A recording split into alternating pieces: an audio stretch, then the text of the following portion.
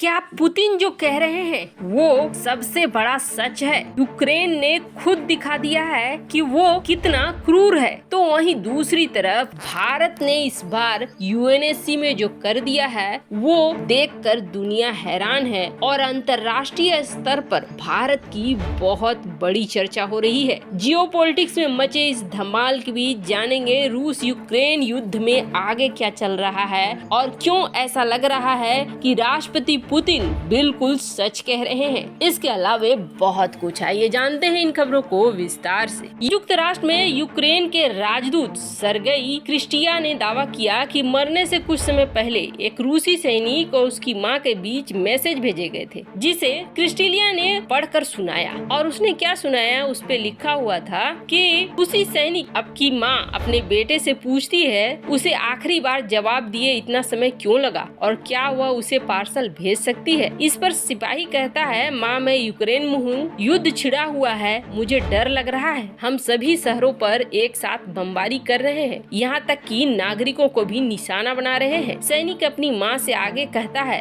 कि हमें बताया गया है कि वो हमारा स्वागत करेंगे, वे हमारे बख्तर बंद वाहनों के नीचे गिर रहे हैं, खुद को पहियों के नीचे फेंक रहे हैं, हमें गुजरने नहीं दे रहे हैं, वो हमें फासिस्ट कहते हैं। माँ ये बहुत कठिन है। मतलब यूक्रेन के इस राजदूत ने जो स्पीच दिया उससे क्या समझ में आया, उससे यही समझ में आया कि वो ये जताना चाह रहा है कि रूस सालों से झूठ बोल रहा है कि यूक्रेन के अधिकारी, यूक्रेन के लोग यूक्रेनी सरकार के कैद में हैं और जब हमारी सेना वहां पहुंचेगी तो यूक्रेन के लोग हमारा स्वागत करेंगे। लेकिन यहाँ तो ये आजाद हैं और ये अपनी आजादी के लिए लड़ रहे हैं। ये एक रणनीति का हिस्सा है। कौन जाने ये सैनिक जिस सैनिक की ये संदेश सुना रहे हैं वो सचमुच में यूक्रेन का था या रूस का था या था भी नहीं, सिर्फ ये प्रोपेगेंडा के लिए इस्तेमाल हो रहा है। यूक्रेन इस वक्त कई तरह की ऐसी चालें चल रहा है जो विश्व के आगे भ्रम रख रहा है और कहीं पुतिन ही तो सच नहीं कह रहे हैं। यूक्रेन के राष्ट्रपति जेलेंस्की जो दिख रहे हैं वो उससे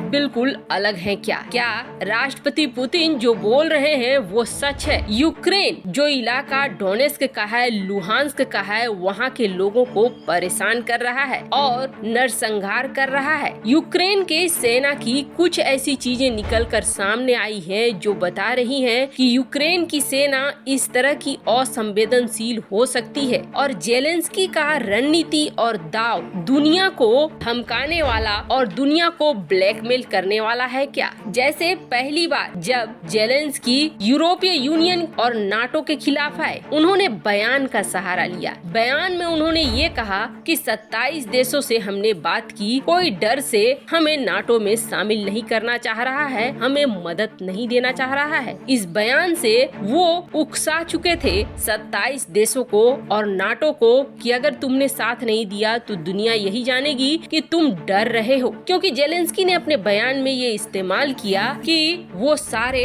डर रहे हैं। नतीजा ये हुआ कि मजबूर होकर अमेरिका और नाटो को मदद के लिए आगे आना पड़ा। तो वहीं दूसरी तरफ जेलेंस्की रणनीति का इस्तेमाल बहुत ज्यादा कर रहे हैं, इसमें साथ दे रहा है वेस्टर्न मीडिया भी। वहीं दूसरी तरफ कुछ और भी चीजें निकल कर आ रही है जो दिखा रहा है कि यूक्रेन की रणनीति सचमुच कुछ ऐसी है जो संवेदनहीनता को दिखला रही है। उसी सेना के कई ऐसे वीडियो निकल कर आ रहे हैं जिसमें वो दिख रहे हैं कि आम नागरिक उनको उकसा रहे हैं लेकिन वो मार नहीं रहे हैं, आम नागरिक को किसी तरह की क्षति नहीं पहुंचा रहे हैं। लेकिन यूक्रेन के एम्बेसडर ने जब यूएनएससी में ये कहा कि आपके लोग फंसे हुए हैं यूक्रेन के अंदर, आपको तो रूस के खिलाफ वोट करना चाहिए, तब भी एक धमकी भरा अंदाज देखने को मिला था। और अब जो खबरें निकल कर आ रही हैं, जब भारत के दूतावास की तरफ से एडवाइजरी जारी की गई कि जल्द से जल्द कीव को तत्काल खाली कर दिया जाए। भारतीय छात्र पहुंच गए स्टेशन,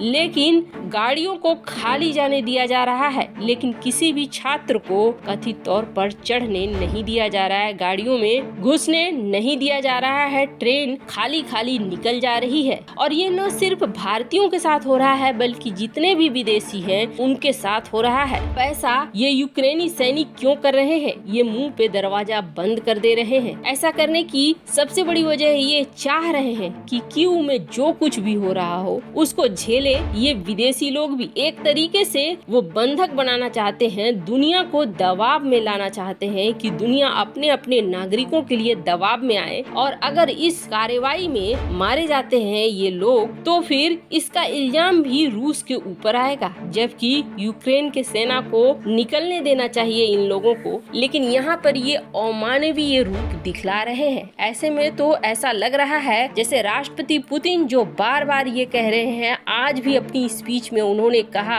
कि नरसंहार कर रहा है डोनेस्क और लुहांस्क के इलाके में यूक्रेन की सरकार बिल्कुल सही नहीं है, उसको बड़े खतरे में डाल रही है यूक्रेन की सरकार नाटो के साथ मिलकर। ये बिल्कुल सही साबित हो रहा है। जिस तरीके की असंवेदनशीलता यूक्रेन की सेना दिखला रहे हैं, वो बयान कर रही है उनकी क्रूरता को। अभी स्टेशन पर ट्रेन आ चुकी है तो इन छात्रों को उन ट्रेनों के जरिए पोलैंड, हंगरी जैसे जगहों पर पहुंचना है, बॉर्डर इलाके में पहुंचना है, और वहां पहुंचने से रोक रही है सेना। जब इन एम्बेसडर से बातचीत करने की कोशिश की जाती है तो वो ये कह रहे हैं कि सब कुछ तो रूस की वजह से हो रहा है, हमारी वजह से नहीं हो रहा है। अगर रूस की वजह से हो रहा है तो रूसी सैनिक रोकते, न कि यूक्रेन के सैनिक रोकते। खैर, जहां ये सब कुछ हुआ है वहीं दूसरी तरफ भारत ने यूएनएससी में अपना एक अलग ही रूप दिखाया है। उस रूप को देखकर दुनिया अचंभे में है। यूक्रेन से ज्यादा लोग निकलना चाह रहे हैं। कई देशों की सरकार है जो इस युद्ध के बीच में अपने ही नागरिकों को कोई मदद नहीं कर पा रही है, जैसे कि पाकिस्तान की, चीन ने तो सीधे कह दिया है अभी आप वहीं रहो, जब सब कुछ शांत हो जाएगा तब हम लोग आपको निकालेंगे। जबकि स्थिति ये है कि अभी कुछ शांत होता हुआ नहीं दिख रहा है, बल्कि दुनिया तो अब एक अलग मोड पर चलने को तैयार है। एक तरफ पुतिन ने न्यूक्लियर वॉर के लिए तैयार रहने को कह दिया है, वहीं दूसरी तरफ अमेरिका ने भी कुछ ऐसा ही कर दिया है। तो इन सब के बीच युद्ध और जंग रुकने वाला है नहीं। पर चीन अभी भी अपने नागरिकों को ये कह रहा है कि आप इंतजार करो। पर इन सब के बीच भारत ने एक बड़ा ऐलान किया है यूएनएससी में, और भारत ने ये ऐलान किया है कि भारत चाहता है जल्द से जल्द ये युद्ध खत्म हो जाए। आज भी आपस में बातचीत के जरिए मुद्दों को सुलझाया जाए, इस युद्ध को और भी ज्यादा हवा न लगे, लोग इस युद्ध को रोक दें, बातचीत से रास्ता निकालें। पर जो लोग फंस गए हैं यूक्रेन में, वहाँ हम अपने नागरिकों को निकालने के लिए सेवाएं तो दे ही रहे हैं। अगर कोई पड़ोसी है या कोई और देश भी चाहता है कि हम उनकी मदद करें तो हम उनकी मदद करने को तैयार हैं। बाहर निकालने में उन्हें जो भी संभव सहायता होगी वो हम लोग पहुंचाएंगे। से इन हालातों में जब दुनिया के देश अपने अपने नागरिकों को छोड़ रहे हैं, किसी दूसरे देश के नागरिकों को भी निकालने की बात भारत कर रहा है, और ये अंतर्राष्ट्रीय मीडिया पे चर्चा का विषय बना हुआ है। और दुनिया हैरान है कि ऐसे समय में भी भारत दुनिया के बाकी लोगों की मदद के लिए आगे आना चाहता है। खैर, इन सब के बीच वैसे आपको नहीं लगता है जैसे पूरी दुनिया को बंधक बनाकर यूक्रेन उसके ऊपर